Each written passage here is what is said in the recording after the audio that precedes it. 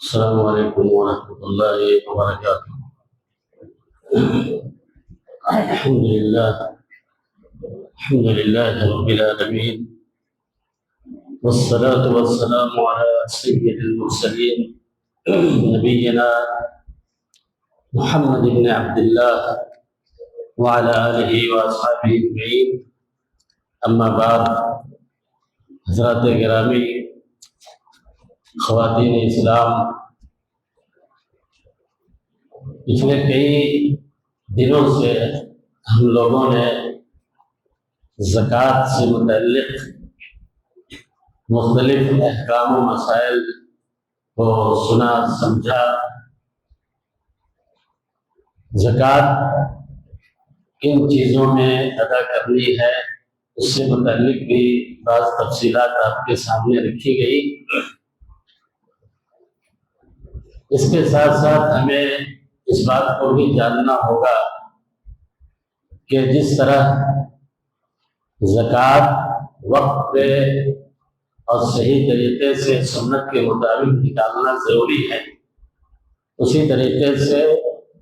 یہ بھی جاننا ضروری ہے کہ زکوٰۃ کن لوگوں کو دیا جائے۔ اگر ہم نے اپنے زکوٰۃ کے مال کو صحیح مصرف میں خرچ نہیں کیا اور اس کے مستحقین تک اس کو نہیں پہنچایا، تو پھر ہماری زکوٰۃ کا یا اس مال کو نکالنے کا کوئی فائدہ نہیں۔ اس لیے کہ قرآن مجید میں خود اللہ رب العزت نے زکوٰۃ کے مصارف کو بیان فرمایا ہے، اور بہت تفصیل کے ساتھ۔ اس کام کے لیے اللہ تعالیٰ نے نبی کو اختیار نہیں دیا کہ نبی زکوٰۃ کے مستحقین کی تعیین کرے یا اس کی تفصیل بیان کرے، بلکہ خود اللہ تعالیٰ نے یہ ذمہ لیا، اور بہت شفافیت کے ساتھ اور بہت وضاحت کے ساتھ اللہ تعالیٰ نے ہمیں یہ بتایا کہ زکوٰۃ کا مال ہمیں کن لوگوں کو دینا ہے۔ آج کے درس میں اسی موضوع پہ تھوڑی سی گفتگو آپ سے کرنی ہے۔ قرآن مجید کے سورہ توبہ کی آیت نمبر 60، آیت نمبر 60 میں اللہ رب العالمین فرماتا ہے: اعوذ باللہ من الشیطان الرجیم، انما الصدقات للفقراء والمساکین والمؤلفة قلوبهم، انما الصدقات للفقراء والمساکین والمؤلفة قلوبهم والعاملين عليها وفي الرقاب والغارمين وفي سبيل الله وابن السبيل فريضة من الله ان اللہ علیم حکیم۔ یہ آیت کریمہ ہے جس میں اللہ تعالیٰ نے زکوٰۃ کے مستحقین اور ان کے مصارف کی تفصیل بیان کی۔ سب سے پہلا مصرف زکوٰۃ کا اللہ تعالیٰ نے فقراء اور مساکین کو قرار دیا ہے۔ دو لفظ استعمال ہوا قرآن میں، ایک فقیر اور دوسرے مسکین، اور دونوں الگ الگ ہیں، اس لیے کہ اللہ تعالیٰ نے دونوں لفظ کو واو کے تفریق کے ساتھ بیان کیا ہے۔ اسی لیے علماء نے بتایا کہ فقیر اس کو کہیں گے جو اپنے لیے یا اپنے اہل و عیال کے لیے نان و نفقہ جمع نہیں کر سکتا، یا اس کے پاس آنے والے دنوں کے لیے اس کے گھر میں اخراجات نہیں ہو، یعنی وہ روز کماتا ہے کھاتا ہے، اس کے گھر میں اناج کا ذخیرہ نہیں ہے، بینک بیلنس نہیں ہے، ایسا انسان جو مغلوب الحال ہے اس کو فقیر کہیں گے، اور مسکین اس سے تھوڑی زیادہ جس کی حالت اچھی ہو، وہ بھی محتاج ہے لیکن اس کے پاس کچھ اسباب اور کچھ کھانے پینے کی چیزیں موجود ہوتی ہیں ان کے گھروں میں، لیکن وہ ان کے لیے پورے سال یا 6 مہینے کی کفایت نہیں کرتا، تو ایسے لوگ مسکین کہلاتے ہیں۔ مسکین فقیر کے مقابل میں زیادہ اچھی حالت میں اس لیے مانا گیا کہ قرآن مجید میں اللہ تعالیٰ نے سورہ کہف کے اندر جب مسکین کا ذکر کیا تو یہ بتایا کہ وَأَمَّا السَّفِينَةُ فَكَانَتْ لِمَسَاكِينَ يَعْمَلُونَ فِي الْبَحْرِ، کہ کچھ مسکین تھے جن کے پاس ایک کشتی تھی اور اس کشتی کے ذریعے وہ سمندر میں لوگ اپنی روزی کماتے تھے۔ تو اس آیت کریمہ میں اللہ تعالیٰ نے ایسے انسان کو جس کے پاس باضابطہ ایک کشتی ہے جو اس کی معیشت کا ذریعہ ہے، اس کو اللہ تعالیٰ نے مسکین کہا ہے۔ پتہ یہ چلا کہ مسکین فقیر اس کے مقابل میں زیادہ اچھی حالت میں ہوتا ہے۔ تو یہ دو مصارف ہیں، پہلے فقیر اور اس کے بعد مسکین جنہیں ہمیں زکوٰۃ کا مال دینا ہے۔ اس کے بعد تیسرا مصرف اللہ تعالیٰ نے بیان کیا کہ وَالْمُؤَلَّفَةُ قُلُوبُهُمْ۔ تالیف قلب کا معنی ہوتا ہے کہ دل کو اسلام سے جوڑنا یا کسی کو اسلام سے قریب کرنے کے لیے اس کو پیسے دیے جائیں، اس کو زکوٰۃ کا مال دیا جائے تاکہ وہ اسلام سے قریب ہو۔ تالیف قلب یا مؤلفۃ القلوب میں دو طرح کے لوگ داخل ہیں، ایک وہ کافر یا مشرک جو ایمان یا اسلام کے سلسلے میں دلچسپی رکھتا ہے اور جس کے بارے میں اس بات کا امکان ہے کہ اگر اس کو کچھ پیسے دیے جائیں، زکوٰۃ کے مال سے اس پہ کچھ پیسے خرچ کیے جائیں، اس کی ضرورتیں پوری کر دی جائیں تو وہ اسلام میں داخل ہو جائے گا۔ تو ایسے غیر مسلم شخص کو بھی اسلام میں داخل کرنے کے لیے یا اسلام سے قریب کرنے کے لیے زکوٰۃ کا مال دیا جائے گا۔ تالیف قلب میں وہ لوگ بھی داخل ہیں جو اسلام تو لے آئے ہیں لیکن اسلام ان کے دلوں میں گھر نہیں کر پایا، وہ مضبوطی کے ساتھ ایمان پہ یا اسلام پہ قائم نہیں ہے، بلکہ خطرہ اس بات کا ہے کہ مالی پریشانیوں کی وجہ سے وہ اسلام سے پھر جائیں، مرتد ہو جائیں۔ تو ایسے کمزور ایمان والے لوگوں کے اوپر پیسے خرچ کیے جائیں زکوٰۃ کے تاکہ وہ تاکہ ان کے دلوں میں ایمان مضبوط ہو اور وہ ایمان کے ساتھ جڑے رہیں۔ یہ تالیف قلب کے اندر دونوں طرح کے لوگ شامل ہیں۔ علماء نے اس بات کی بھی وضاحت کی ہے اس آیت کی تفسیر میں کہ تالیف قلب میں دیکھا جائے گا کہ قوم کا کوئی لیڈر اگر ہے یا محلے کا سردار ہے، وہ غیر مسلم ہے، تو ایسا شخص اگر اس پہ کوشش کی جائے یا اس کو ایمان سے اسلام سے دلچسپی ہے تو اس کو ترجیح دی جائے، اس لیے کہ اس کے ایمان لانے سے اس کے جو متبعین ہیں یا اس کے جو ساتھ میں رہنے والے لوگ ہیں، اس بات کا امکان ہے کہ اس کے ساتھ وہ بھی ایمان میں داخل ہو جائے گا۔ تو یہ تیسرا جو زکوٰۃ کا مصرف ہے وہ ہے مؤلفۃ القلوب۔ چوتھا مصرف جو ابھی اس آیت کے اندر اللہ رب العالمین نے کہا والمؤلفۃ قلوبہم والعاملین علیہ، بلکہ والعاملین مقدم ہے، جی للفقراء والمساکین والعاملین علیہا، اس کے بعد ہے والمؤلفۃ قلوبہم۔ عاملین کا مطلب ہے کہ زکوٰۃ کا مال اکٹھا کرنے والے یا زکوٰۃ کے مال کو تقسیم کرنے والے یا زکوٰۃ کے مال کا حساب و کتاب لکھنے والے اور اس کے حساب کو مینٹین کرنے والے، ایسے لوگ یا تو اسلامی حکومت نے اس کو اس کام کے لیے متعین کیا ہو یا غیر اسلامی حکومت میں کسی تنظیم یا کسی جمعیت کی طرف سے اس کو اس کام کے لیے مکلف کیا گیا ہو، تو ایسے لوگ جو زکوٰۃ کی وصولی یا زکوٰۃ کی تقسیم اور اس کے حساب و کتاب کا کام انجام دیتے ہیں، ان کو قرآن مجید میں اللہ تعالیٰ نے عاملین سے تعبیر کیا ہے اور ان کو زکوٰۃ کا مستحق قرار دیا ہے۔ یہاں پہ یہ بات واضح رہنی چاہیے کہ ایسے عاملین جو زکوٰۃ جمع کرنے والے ہیں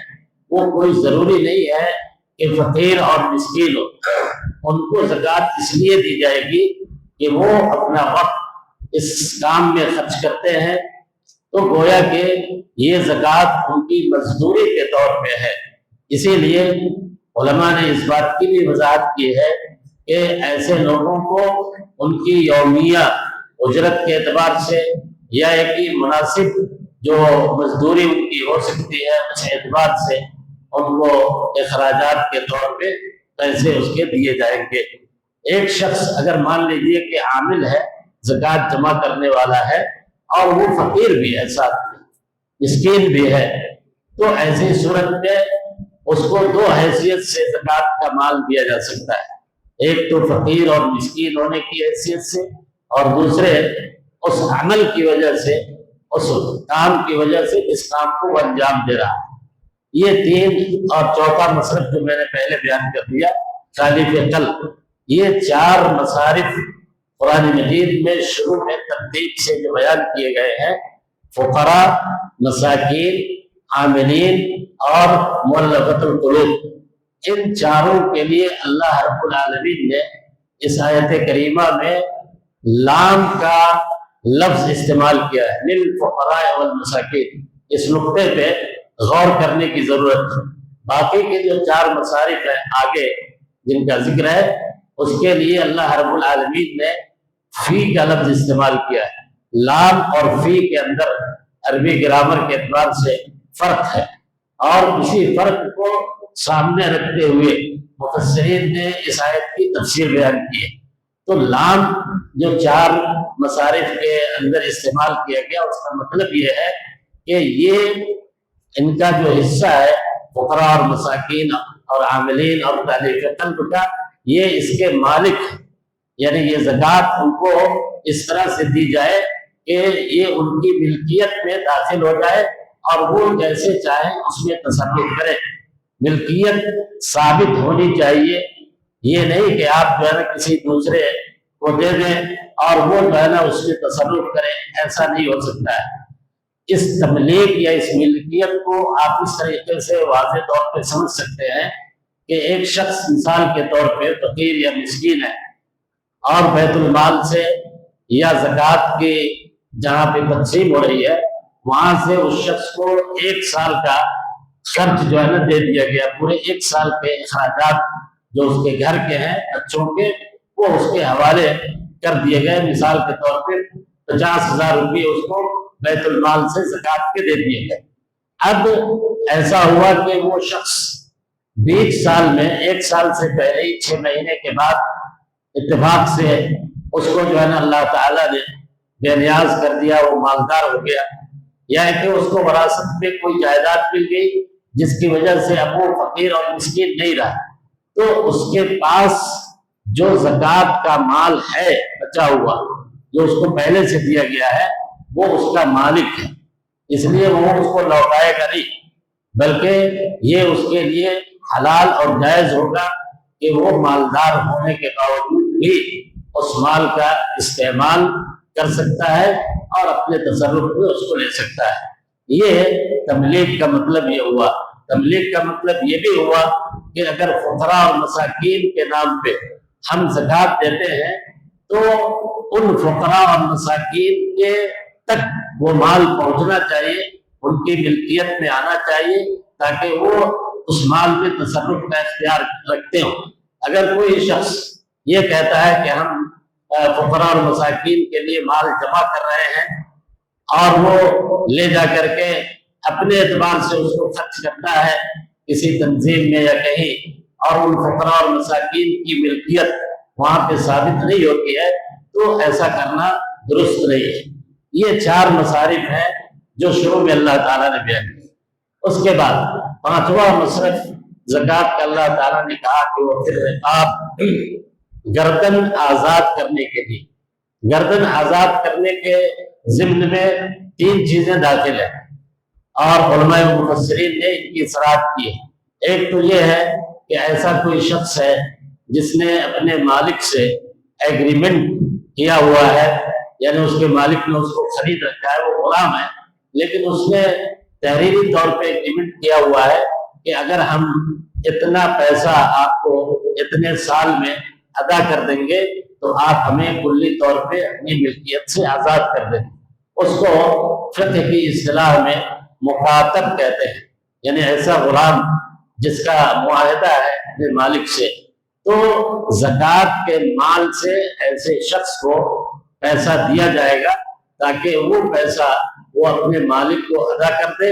اور وہ آزادی حاصل کر لے۔ دوسرا یہ کہ ایک شخص ایسا ہے جو خالص غلام ہے، یعنی اس کا مالک کلی طور پہ اس کو اس نے خرید رکھا ہے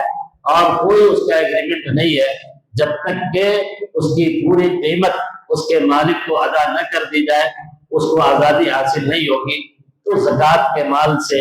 اس کی پوری قیمت ادا کر کے اس کو اس کے مالک سے آزاد کرایا جائے گا۔ یہ خالص غلام کے سلسلے میں۔ تیسری ایک شکل یہ ہے گردن کی آزادی کے سلسلے میں کہ اگر کوئی شخص ایسا ہے جس کو غیر مسلموں نے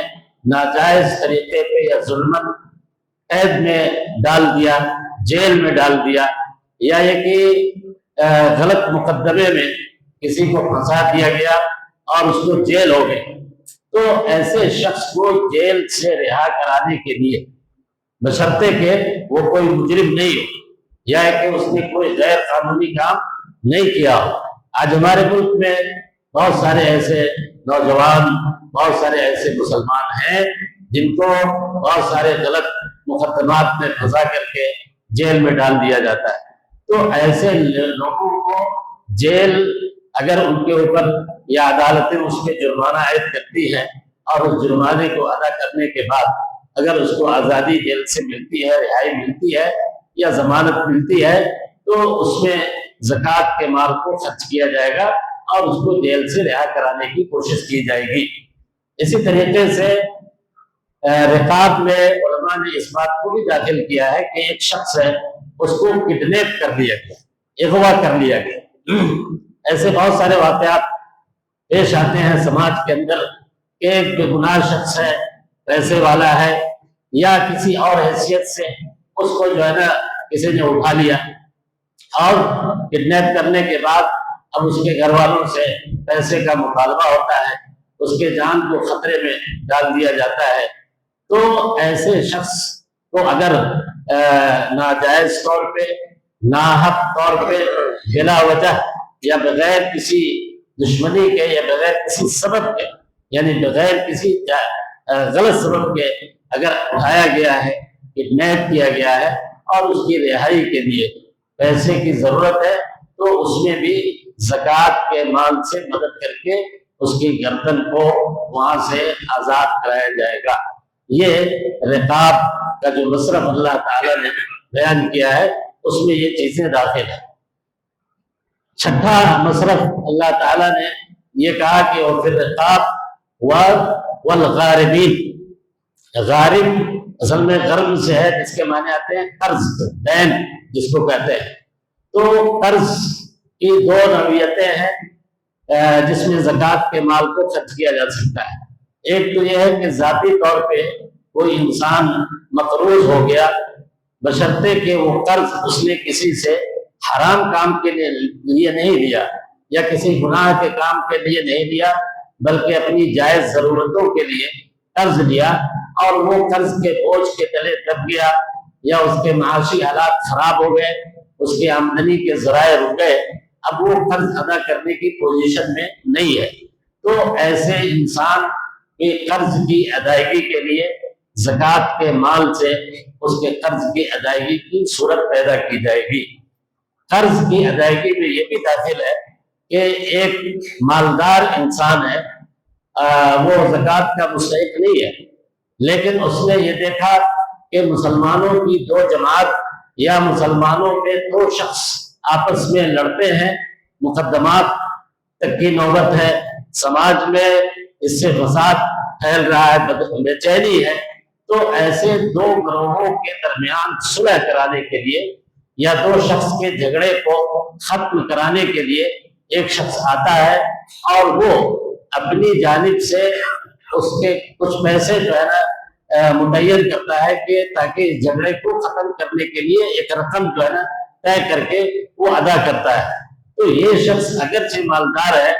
اور اس نے اپنی جیب سے پیسے خرچ کر کے اس جھگڑے کو، اس سماجی مسئلے کو حل کیا، تو ایسے شخص کو زکوٰۃ کے مال سے اس پیسے کی ادائیگی کی جائے گی اور اس کو کہا جائے گا کہ اس نے یہ نیک کام کیا ہے، تو زکوٰۃ کا مال جو ہے نا اس کو دے کر کے اس کے پیسے اس کو ادا کیے جا سکتے ہیں، بشرطے کہ وہ اس کے لیے اگر راضی ہے، تیار ہے۔ تو یہ بھی قرض کی ادائیگی کے اندر یہ دونوں صورتیں داخل ہیں۔ ساتواں مصرف جو ہے وہ ہے فی سبیل اللہ، اللہ کے راستے میں جہاد۔ اس نقطے پہ خاص طور پہ غور کرنے کی ضرورت ہے۔ موجودہ زمانے میں جہاد کے نام پہ جو چیزیں ہو رہی ہیں، کیا ہم ان کے لیے زکوٰۃ کے مال کا استعمال کر سکتے ہیں؟ سب سے پہلے آپ اس بات کو سمجھیں کہ اللہ تعالیٰ نے ساتویں مصرف کے طور پہ یہ کہا ہے کہ وہ فی سبیل اللہ، اور فی سبیل اللہ کا معنی ہے اللہ کے راستے میں جہاد کرنا۔ تمام صحابہ، تمام مفسرین نے اس آیت کی تفسیر میں بالاتفاق یہ لکھا ہے، کوئی اختلاف نہیں ہے کہ جہاد سے مراد جہاد یعنی عملی طور پہ میدان جنگ میں جو جہاد کی جاتی ہے دشمنان اسلام سے، وہ جہاد یہاں پہ مراد ہے۔ اور اس میں جو مجاہدین ہیں جو اللہ کے راستے میں جہاد کر رہے ہیں، ان کے اخراجات کے لیے، ان کے ہتھیار کے لیے، یا ان کے کھانے پینے کے لیے، یا ان کے کیمپ پہ جو اخراجات آتے ہیں، ان تمام ضروریات کے لیے زکوٰۃ کا مال جو ہے نا خرچ کیا جائے گا، اور کامیابی کے، ان کے کامیابی کے لیے یہ وسائل استعمال کیے جائیں گے۔ یہ ہے جہاد فی سبیل اللہ کا معنی۔ جہاد کے اندر بعض کے علماء نے دوسری چیزوں کو داخل بھی کیا ہے، مثال کے طور پہ بعض فقہاء نے حج کو، امام احمد بن حنبل سے ایک روایت آتی ہے کہ انہوں نے یہ کہا کہ حج بھی اس میں داخل ہے، یعنی کوئی شخص اگر حج کے لیے جا رہا ہے، اس کے پاس پیسے کم ہیں، تو اس کو زکوٰۃ کے مال سے دیا جائے گا۔ یا بعض لوگوں نے علم کو یا طلبۃ العلم کو بھی اس میں داخل کیا ہے، لیکن صحیح اور راجح قول یہ ہے کہ جہاد فی سبیل اللہ کے اندر یہ چیزیں بعد میں داخل کی گئی ہے۔ تمام صحابہ اور بلکہ تمام فقہائے اربعہ کے نزدیک بالاتفاق جہاد میں جہاد فی سبیل اللہ داخل۔ اب ہم اس نقطے پہ آئے کہ جہاد کہتے کس کو ہے، اس لیے کہ جہاد کے نام پہ دنیا میں پچھلے کئی عشرے سے مختلف جگہوں پہ جنگیں ہو رہی ہیں، اور مختلف ناحیے سے اس کو جہاد کا نام دیا جا رہا ہے۔ تو ہمیں یہ سمجھنا چاہیے کہ اسلام جہاد کس کو کہتا ہے، جہاد فی سبیل اللہ کا کیا معنی ہے۔ صحیح بخاری کے اندر ایک حدیث آتی ہے، اس میں ایک صحابی نے اللہ کے نبی صلی اللہ علیہ وسلم سے سوال کیا کہ رجل یقاتل حمیۃ ورجل یقاتل لیرا نفسہ ورجل یقاتل شجاعۃ ایہم فی سبیل اللہ۔ سوال یہ تھا کہ اللہ کے رسول، ایک شخص ہے جو قبائلی حمیت یا ملکی حمیت کے لیے، یعنی اپنے ملک کی حمیت کے لیے یا اس کی حفاظت کے لیے، یا اپنے قبیلے یا اپنے خاندان یا اپنے علاقے، مثال کے طور پہ ملک کا کوئی خطہ ہے، اس خطے کو کی حفاظت یا اس کی حمیت کے لیے جہاد کرتا ہے۔ ایک شخص ہے جو بہادری، اپنی شجاعت اور بہادری کی نمائش کے لیے جہاد کرتا ہے تاکہ اس کو بہت بڑا مجاہد کہا جائے، اور ایک شخص ہے جو ریاکاری کے لیے جہاد کرتا ہے تاکہ لوگ اس کے بارے میں یہ کہیں یہ بہت بڑا نیک کام کر رہا ہے۔ تو پوچھا یہ گیا کہ اس میں سے جہاد فی سبیل اللہ کس کو کہا جائے گا؟ اللہ کے نبی صلی اللہ علیہ وسلم نے اس کے جواب میں یہ فرمایا کہ الجہاد، جواب میں یہ فرمایا کہ من قاتل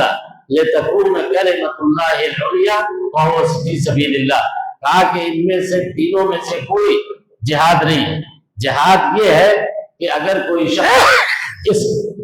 مقصد سے جہاد کرتا ہے کہ اللہ کا کلمہ بلند ہو، وہی جہاد ہے اور اسی کو جہاد فی سبیل اللہ کہا جائے۔ میرے بھائیوں، اللہ کے کلمہ کو بلند کرنے کا کیا مطلب ہے؟ اللہ کا کلمہ اصل میں کلمہ توحید ہے، کلمہ شہادت ہے، یعنی اس روئے زمین پہ اللہ تبارک و تعالیٰ کی عبادت کو یقینی بنانا، شرک کے تمام مظاہر کو ختم کرنا، اور صرف اللہ تعالیٰ کی عبادت کے لیے لوگوں کو اللہ تعالیٰ کے سامنے جھکانا، یہ مقصد ہے اور یہ معنی ہے کہ الہ کلمۃ اللہ کا۔ معلوم یہ ہوا کہ توحید کی اس بات کے لیے اور اللہ تعالیٰ کی ایک اللہ کی عبادت کے لیے اور شرک کے تمام مظاہر کو ختم کرنے کے لیے اگر جہاد کیا جاتا ہے، وہ جہاد فی سبیل اللہ ہے، اور اسی کو جہاد کے معنی میں یعنی زکوٰۃ کے مصارف میں سے زکوٰۃ کا تعاون جو ہے نا دیا جائے گا۔ آپ سمجھ سکتے ہیں اس حدیث کی روشنی میں، جو صحیح بخاری کی حدیث ہے، کہ جہاں جہاد ہے یا جہاد کے نام پہ جو کارروائیاں کی جا رہی ہیں، وہاں پہ اگر وہ جہاد صرف اس لیے ہے کہ ملک کی ہزاروں سال کی تہذیب کو اور وراثت کی حفاظت کی جائے، یا کہ کسی خطے کو کسی سے آزاد کرا دیا جائے تاکہ وہاں پہ کچھ لوگ حکومت میں آ جائے اور وہ حکومت میں جو ہے نا ان کو بڑے بڑے مناصب مل جائے، تو یہ ساری مقاصد اگر ہیں کسی جہاد کے یا کسی لڑائی کے، وہ جہاد یقیناً نہیں ہو سکتے۔ جہاد ہمیشہ اللہ تعالیٰ کے لیے، اللہ تعالیٰ کی توحید کے لیے اور کلمہ شہادت کو بلند کرنے کے لیے اور روئے زمین پہ شرک کے خاتمے کے لیے، برائی کے خاتمے کے لیے جو عمل ہے اس کا نام جہاد ہے، اور اسی جہاد کے لیے اللہ رب العالمین نے اس زکوٰۃ کے مصرف کو متعین کیا ہے۔ آٹھواں اور آخری جو مصرف ہے زکوٰۃ کا میرے بھائیوں، وہ ہے وابن السبیل، یعنی کوئی مسافر ہے اور وہ سفر کی حالت میں ہے اور اتفاقاً اس کے مصارف سفر ختم ہو گئے یا اس کے پیسے چوری ہو گئے، اگرچہ وہ مالدار انسان ہے، اس کے گھر پہ بہت پیسے ہیں، لیکن سفر میں اگر اس طرح کے حالات پیش آتے ہیں تو یہ نہیں دیکھا جائے گا کہ وہ مالدار ہے، بلکہ اس کو ایک مسافر کی حیثیت سے ان کی جو ضرورتیں ہیں وہ پوری کی جائیں گی زکوٰۃ کے مال سے، اور اس کو زکوٰۃ کے فنڈ سے اتنے پیسے دیے جائیں تاکہ وہ آسانی کے ساتھ اپنے سفر کے اخراجات کو پورے کر سکے اور آرام کے ساتھ اپنے گھر پہ پہنچ سکے۔ اس کو یہ نہیں کہا جائے گا کہ تمہارے پاس بہت پیسے ہیں، تم کسی سے قرض لے لو اور بعد میں اس کی ادائیگی کرنا، یہ نہیں ہے، بلکہ اگر وہ مسافر ہے اور سفر کی حالت میں اس کی ضرورت ہے سفر میں، تو اس کو زکوٰۃ کا مال دیا جائے گا تاکہ وہ اپنی سفری ضرورتوں کو پوری کرے۔ میرے بھائیوں، یہ 8 مصارف ہیں زکوٰۃ کے، اور اخیر میں یہ بھی واضح کرنا چاہتا ہوں کہ آپ نے ان مصارف کو سننے کے بعد یہ سمجھ لیا ہوگا، اور علماء کی صراحتیں موجود ہیں کہ ان مصارف کے علاوہ زکوٰۃ کے مال کو کہیں دوسری جگہ کسی بھی نیکی کے کام میں، دوسرے کسی نیک کام میں خرچ نہیں کیا جائے گا۔ مثال کے طور پہ مساجد کی تعمیر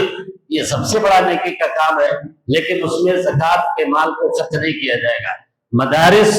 اور مکاتب کی تعمیر یہ بھی نیکی کا کام ہے، لیکن اس کے لیے زکوٰۃ کے مال کا استعمال فقراء اور مساکین کے نام پہ حاصل کرنے کے بعد اس کے لیے یا دوسری ضرورتیں ہیں اس کو پوری کرنا، اس کے لیے دوسرے صدقات اور تبرعات ہیں محسنین کے، ان سے ان کاموں کو پورا کیا جائے گا۔ سڑکیں بنانی ہے، چاپا کل ڈلوانا ہے، سرائے خانہ بنوانا ہے یا دوسرے تمام نیکی کے کام ہیں، شادی بیاہ میں کسی کو مدد کرنا ہے، مردوں کو دفن کرنے کے لیے پیسے نہیں ہے اس میں دینے ہیں، یہ سارے کے سارے جو نیکی کے کام ہیں وہ زکوٰۃ کے مصارف میں نہیں آتے ہیں۔ زکوٰۃ کے مصارف متعین ہیں اور وہ وہی مصارف ہیں جو آج آپ کے سامنے بیان کیے گئے۔ اللہ رب العالمین سے دعا ہے اللہ تعالی ہمیں اپنے زکوٰۃ کو صحیح مصرف میں خرچ کرنے اور اللہ تعالی کے بتائے ہوئے طریقے کے مطابق ہمیں عمل کرنے کی توفیق عنایت فرمائے۔ وصلی اللہ تعالی علی نبینا محمد وعلی آلہ وصحبہ اجمعین۔ السلام علیکم۔